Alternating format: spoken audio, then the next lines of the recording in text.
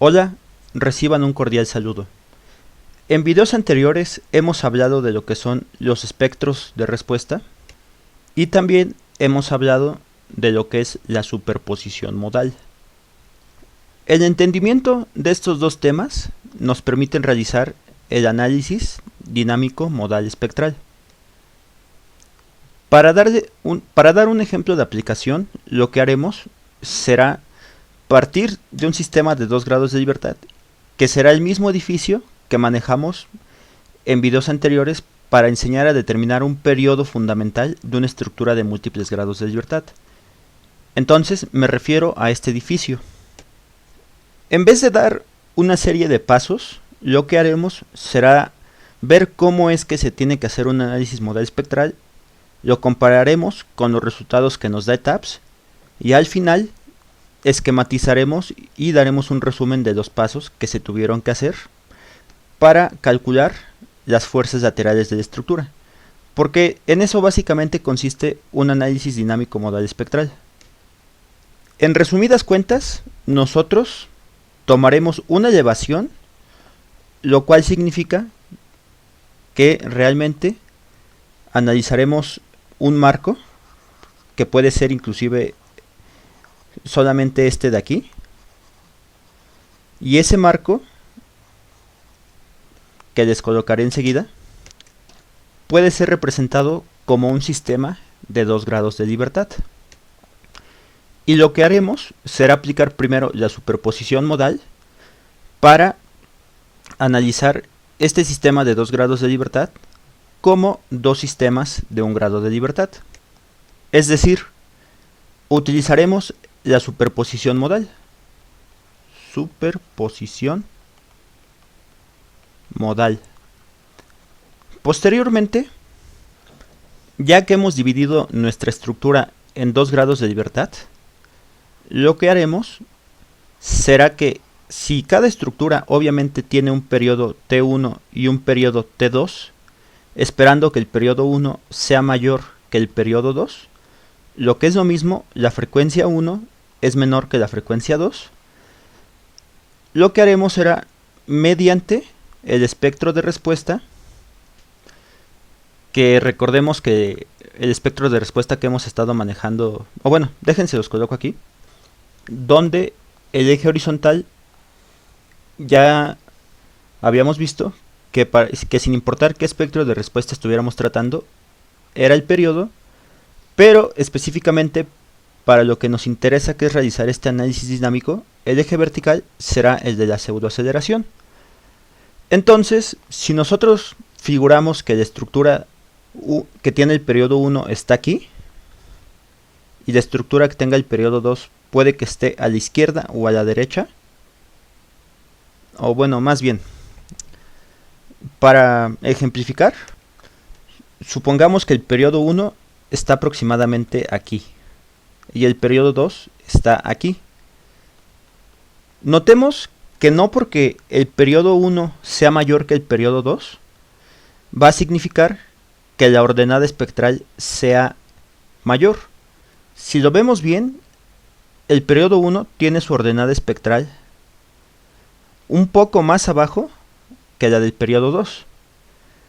Esto se presenta cuando los espectros son de respuesta. Pero recordemos que generalmente los espectros con los que van a diseñar aproximadamente tienen una forma similar a esta de aquí, que inclusive el ingeniero Marcos se los ha explicado muchas veces. Pero el principio será lo mismo. Si tenemos el periodo 1, lo que haremos será posicionar nuestra estructura hasta que toque la gráfica del espectro, y lo mismo haremos para el periodo 2. Realmente los conceptos del análisis modal espectral son utilizables tanto a los espectros de respuesta o utilizables a los espectros de diseño. Y bueno, ¿qué es lo que obtenemos una vez localizada nuestra pseudoaceleración? Propiamente, ya aquí es donde se realiza el análisis dinámico, en esta parte de aquí. Y lo que sigue ya nos permite encontrar las cargas laterales de nuestra estructura.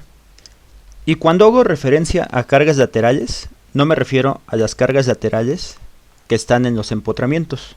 No.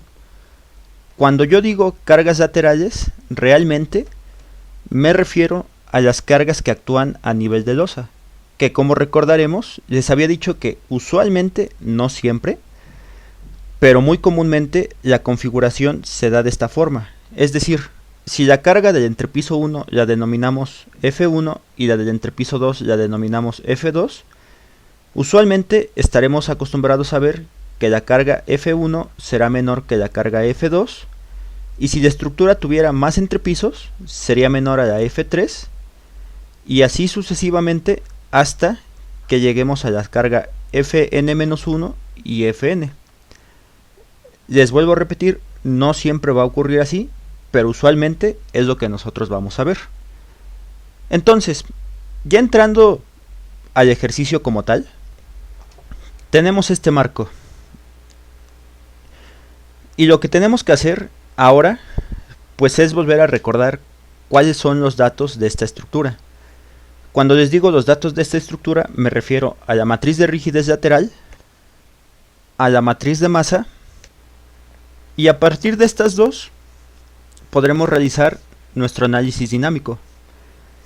Realmente, no podemos ocupar la matriz modal que utilizamos a partir de estas dos matrices, porque ahora tenemos que comenzar nuestro análisis obteniendo una matriz de rigidez que no es la matriz de rigidez lateral, sino la matriz que podemos colocar de la forma K1 más K2 menos K2, y en la otra columna será menos K2 y K2. Y yo no puedo obtener como tal estas rigideces a partir de esta matriz. O sea, dije como tal, más a partir de la matriz de rigidez lateral, si obtenemos estas rigideces, pero antes de ello, tenemos que hacer un análisis estructural simple. ¿A qué me refiero con esto? Recordemos la ley de Hooke, la cual nos dice que la fuerza es igual a la rigidez por un desplazamiento. Y esto, visto con matrices, es la matriz K multiplicado a un vector de desplazamientos e igualado a un vector de fuerzas. Para nuestro caso, K es igual a K lateral. Y de ahí en fuera, los vectores de desplazamientos son, si lo queremos acotar un poco mejor, son los desplazamientos laterales. Y esto está igualado únicamente al vector de fuerzas. Es decir, dentro de este planteamiento no van a existir momentos. Bajo esta consideración, yo lo que voy a hacer es colocar la matriz de rigidez lateral. Colocaré un vector que contendrá los desplazamientos de entrepiso, y esto de aquí lo igualaré a un vector de cargas, que en este caso únicamente consideraré que tengo una carga de 10 toneladas en el entrepiso superior. Gráficamente esto se ve así. Tengo mi estructura, entonces yo voy a colocar únicamente para calcular las rigideces de entrepiso una carga de 10 toneladas en el piso superior, y en el piso inferior no colocaré nada. Y directamente resolver este planteamiento matricial nos permite obtener los desplazamientos laterales. Y aquí puede que surja una duda para los que llevaron análisis estructural, que espero pues sean ya todos los que estén viendo este video, y es que si nosotros comenzamos de igual forma con la ley de Hooke y la aplicamos al análisis estructural, vamos a recordar que partimos de una matriz de rigidez, pero esta no es la matriz de rigidez lateral. Asimismo, esto va a estar multiplicado por un vector de desplazamientos, que de igual forma no son los desplazamientos laterales, y esto se iguala a un vector de fuerzas. Pues bueno, esta matriz de rigidez contempla coeficientes de rotación, es decir, La matriz que ensamblemos tendrá K teta teta, K delta teta, K teta delta y K delta delta, multiplicado a las rotaciones que pueda tener mi estructura en cada uno de los nodos. Yo también puedo considerar que mi estructura va a tener desplazamientos laterales, lo cual se traduce en que mi estructura puede desplazarse de esta forma, pero para todas las columnas.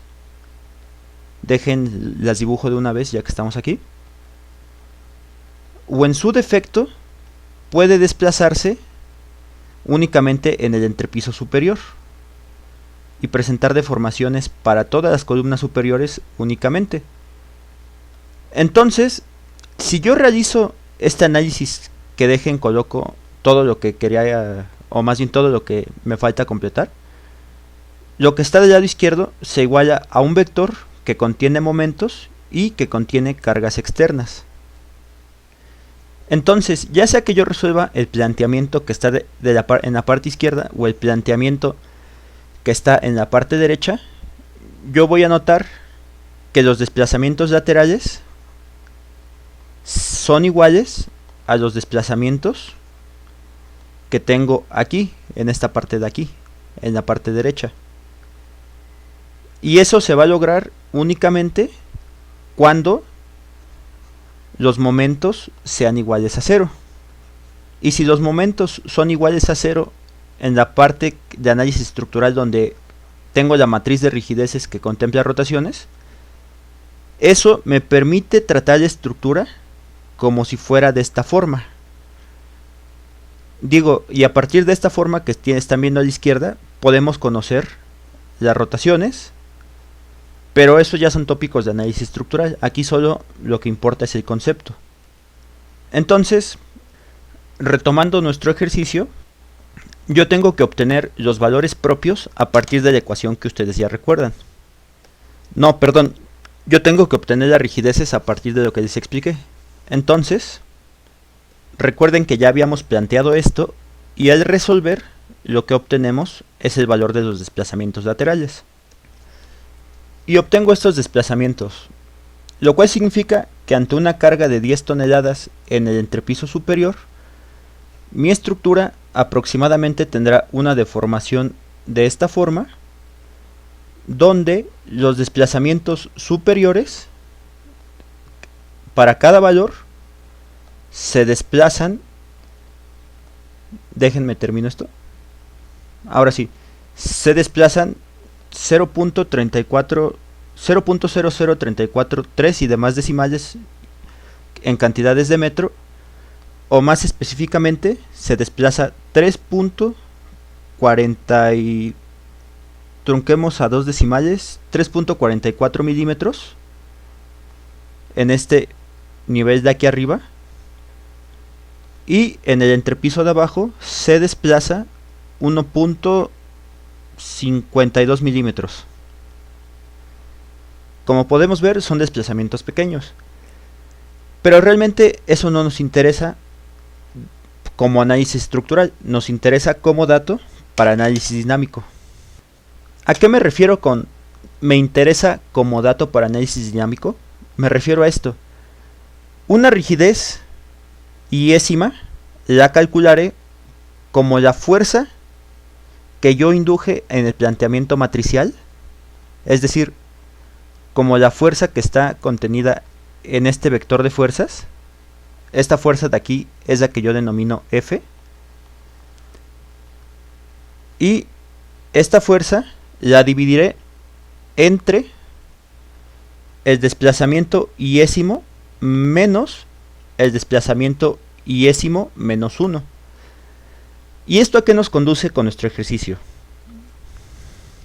Me dice que la rigidez 2 la calcularé, para que no se pierda con el resto de la información, lo colocaré de otro color.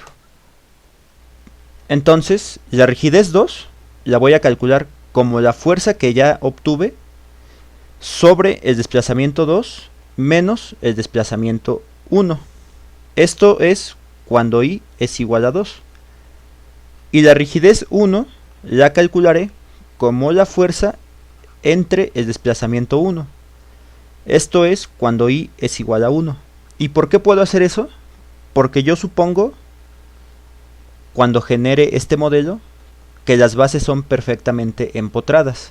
Es decir, aquí técnicamente lo que ocurrió es que yo al desplazamiento 1 le resto 0. O lo que es lo mismo, el desplazamiento lateral en la base, que es 0. Por eso únicamente la rigidez 1 es este valor de aquí. Al yo operar en Excel estos datos, las rigideces que yo obtengo son las siguientes. Entonces, estas rigideces de aquí son las que me permiten obtener la matriz de la forma K igual a K1 más K2 menos K2 menos K2 y K2. Entonces, operando esto, o bueno, más bien sustituyendo estas rigideces en estas matrices, lo que obtengo es esta matriz de aquí. Y esta matriz de aquí, que estoy encerrando en rectángulos rojos, es con la que yo puedo empezar a hacer mi análisis modal espectral. En resumidas cuentas, si conocemos estas dos matrices, lo siguiente es resolver el problema de eigenvalores, o bueno, más bien, esta ya no sería K lateral, únicamente dejémosla como K. O bueno, colocaremos K modal. Entonces, lo siguiente es resolver el problema de eigenvalores a partir de Km menos lambda por la matriz de masa y todo este determinante igualado a 0. Si nosotros resolvemos esto, como ya lo hemos hecho en anteriores videos, lo que obtenemos es, estos son los valores finales. En resumidas cuentas, lo que se hizo fue lo que ya planteé en anteriores videos, que fue obtener los valores propios. Posteriormente lo que hice fue sacar la raíz cuadrada a estos valores propios para obtener la frecuencia, y comprobé que estas frecuencias me dieran los valores muy parecidos al periodo, que sí lo hace. Pueden corroborar en los otros videos que sí se parecen mucho estos periodos. Solo que yo en lo particular prefiero obtener estos periodos usando la matriz de rigidez lateral, que es la condensada de rigideces. Pero bueno, si ya tenemos estos datos, lo que sigue es calcular la matriz modal. La matriz modal es esta de aquí, que la calculé como en anteriores videos. No hay nada relevante, se sigue el mismo procedimiento que ya les enseñé detalladamente. Inclusive esto lo comparé en MATLAB, que es lo que también ya les enseñé con anterioridad, y vemos que efectivamente el primer vector es el de el primer renglón es el que contiene únicamente unos, que son estos valores de aquí, y el segundo renglón tiene 1.6981 y menos 0.8154, que son estos valores del segundo renglón. Entonces lo que se hizo, podemos decir que está bien. Y este video, a fin de que no se haga más largo, lo cortaré aquí, y el siguiente comenzará ya propiamente lo que es el análisis dinámico modal espectral, porque lo que hicimos en este video fue explicar qué es lo que se tiene que hacer y los datos con los que nosotros vamos a partir para realizar el análisis. Pero eso ya lo haré en un próximo video.